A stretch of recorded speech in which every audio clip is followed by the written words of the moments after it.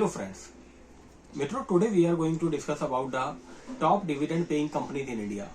आपको ये पता होना चाहिए कि जब हमारे इंडियन इक्विटी मार्केट में बुल रन आया कोरोना के बाद, जब अमेरिका ने नोट छापे और सबके खाते में $8,000 उन्होंने डाले, तो वो पैसा एफआईआई का घूम फिर के इंडियन इक्विटी मार्केट में आ गया और हमारी जो इंडियन इक्विटी मार्केट थी, इसने 7500 रुपए से लेके 18,000 तक का लेवल टच कर दिया।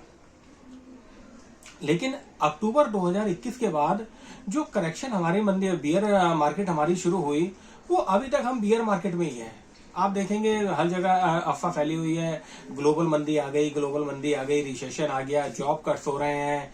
गूगल ने भी निकाले हैं, मेटा ने भी एम्प्लॉय निकाले हैं, अमेजोन ने भी निकाले हैं, जो टॉप एमएनसी है वर्ल्ड की, उन्होंने भी अपने एम्प्लॉय की छटनी की है।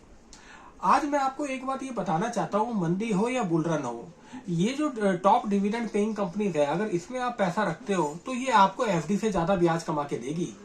ये सिक्योर्ड फंड्स है आपके, और सिक्योर्ड फंड होने के साथ साथ जितनी भी लिस्टेड है हमारी पीएसयू इंडेक्स है हमारी कंट्री का, एनएससी का, वो फ्राइडे को भी 4% अप था निफ्टी पीएसयू इंडेक्स, यानी ऑल टाइम हाई पे हम निफ्टी पीएसयू इंडेक्स में चल रहे हैं। मैं आपको बताता हूं, मैं खुद कोल इंडिया में इन्वेस्टेड हूं।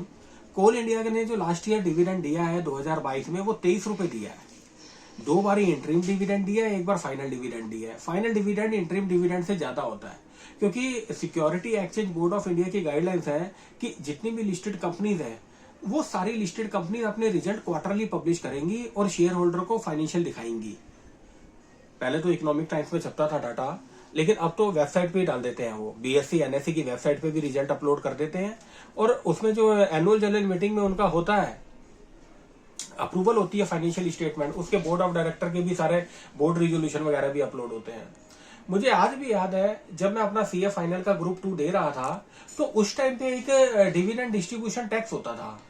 मैंने मई 2012 में अपना सीए सेकंड ग्रुप क्लियर किया था, और उसमें एग्जाम में क्वेश्चन आता था, डिविडेंड डिस्ट्रीब्यूशन टैक्स 15% चार्ज होता है, अब तो 20% हुआ बाद में। हर बजट में वो रेट बढ़ते रहते हैं और घटते रहते हैं। लेकिन फाइनेंस बिल 2020 में हमारी जो वित्त मंत्री है, उन्होंने क्या किया, डिविडेंड डिस्ट्रीब्यूशन टैक्स को खत्म करके वो डिविडेंड का पैसा शेयर होल्डर के हाथ में टैक्स कर दिया। मैं वो भी बताऊंगा कि ऐसा क्यों किया उन्होंने। पहले कंपनी को देना होता था डिविडेंड डिस्ट्रीब्यूशन टैक्स, और वो इनकम शेयर होल्डर के हाथ में एग्जाम्प्ट होती थी अंडर सेक्शन 10 क्लॉज 34 में।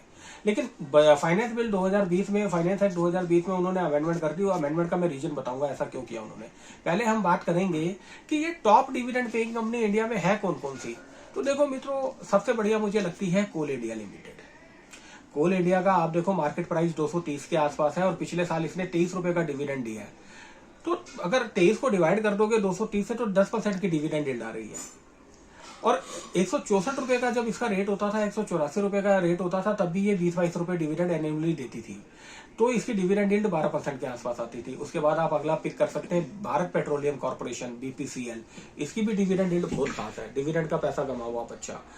लेकिन आपको बीपीसीएल जो बाय करना है, वो 300 की रेंज में ही करना है, 300 से ऊपर नहीं जाना आपने, क्योंकि ये 4-5 साल से 300 की रेंज में ही कंसोलिडेट हो रहा है। 300, 350, 300, 350 या मैक्सिमम 290 आ जाता है ये। उसके बाद आप देखेंगे Indian oil corporation, power finance corporation, rural electrical corporation. Rural electrical corporation में तो कैपिटल गेन बॉन्ड की एग्जम्पशन भी मिलती है सेक्शन 54 में।